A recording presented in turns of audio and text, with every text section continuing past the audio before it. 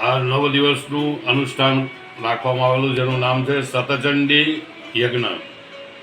સતચંડી યજ્ઞ એ રાજા મહારાજાઓ જ કરાવી શકતા હતા, અને માનું જે ચરણ પકડે છે એને બીજું ચરણ પકડવાની જરૂર પડતી નથી.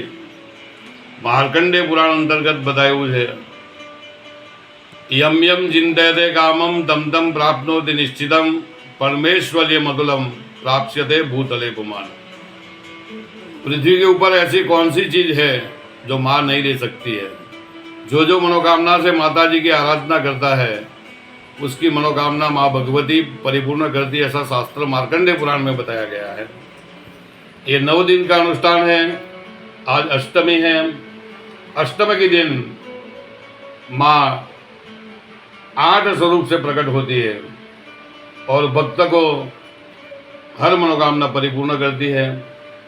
और सतचंडी करना नानी मान का घर का खेल नहीं है. प्रतिदिन एक यजमान आता है और उनकी एक दिन की पूजा होती है, और ये पूजा से उनकी तमाम मनोकामना परिपूर्ण होती है. ये पूजा के अंदर 9 दिन के अंदर जो पूजा करवाई, इसमें जिसको संतान नहीं होता था वो 2 औरतों को संतान भी प्राप्त हुए हैं. ये है माँ जगदम्बा. जगदम्बा का जो चरण पकड़ता है उसको किसी की आवश्यकता नहीं है. और दूसरी बात यह है, चैत्र मास की नवरात्रि, 4 नवरात्रि में से सर्वश्रेष्ठ नवरात्रि चैत्र मास की बताई गई है, क्योंकि उसके अंदर भगवती ने बताया है शरीर स्वरूप जो नाग वगैरह है उनको भी बोला है बिना छेड़े डंक मार देने का. तो ये नवरात्रि के अंदर जो उपवास करता है, माता जी की आराधना करता है, ओम ऐं ह्रीं क्लीं चामुंडा विच्चे का जप करता है, उसकी सब मनोकामना माँ भगवती परिपूर्ण करती है. महाकाली, महालक्ष्मी और महासरस्वती 3 देवी विद्यमान है, और ब्राह्मणों द्वारा यहाँ पे 100 पाठ हो रहे हैं.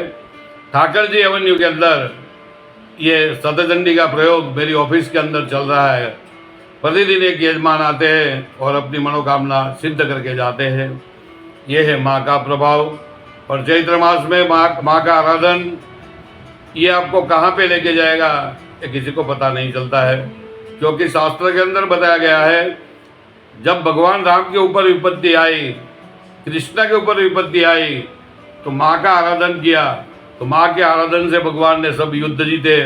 राज्याभिषेक भी माँ की आराधन से ही राम भगवान का हुआ था. ये है माँ भगवती. इसके साथ मैं मेरा वक्तव्य परिपूर्ण करता हूँ. अस्तु अस्तु अस्तु. चेतन भाई, कल रामनवमी से शू कहवा मांगो छो? ये 550 साल जो राम भगवान एक तंबू में कैद हुए थे, यशस्वी वड़ा प्रधान नरेंद्र मोदी 56 की छाती वाला, और आदित्यनाथ योगी के अथाग प्रयत्न से आज राम लल्ला अपने स्थान के ऊपर विराजमान है. तो मैं तो ये बोलता हूँ कि हम जब जाते हैं तब एक ही शब्द बोला जाता है, राम नाम सत्य है. राम नाम सत्य किस लिए बोला गया? एक बार तुलसी जी का मजाक किया था. एक गांव में एक मृत्यु हो गई थी, तो बोलता है तो ढोंगी बाबा है, आपके राम के अंदर ये ताकत है तो मुर्दे को जीवित करो. तो तुलसीदास जी ने मुर्दे के कान में एक बार राम बोला तो थोड़ा हलन चलन हुआ, दूसरी बार राम बोला तो थोड़ा और हलन चलन हुआ, और तीसरी बार जब राम शब्द का उच्चारण उसके कान के अंदर किया गया तो खड़ा हो गया. इसलिए हम बोलते हैं राम नाम सत्य है. और राम का जो यजन करता है उसके ऊपर कोई भी विपत्ति नहीं आता है. राम का दास कभी न उदास. राम भगवान की भी शिव आराधना करता है और शिव की आराधना राम करता है. कल रामनवमी के पर्व के अंदर जो भक्त राम का आराधन करेंगे उसकी मनोकामना भगवान राम परिपूर्ण करेंगे. अस्तु अस्तु अस्तु. बोले रामचंद्र भगवान की जय.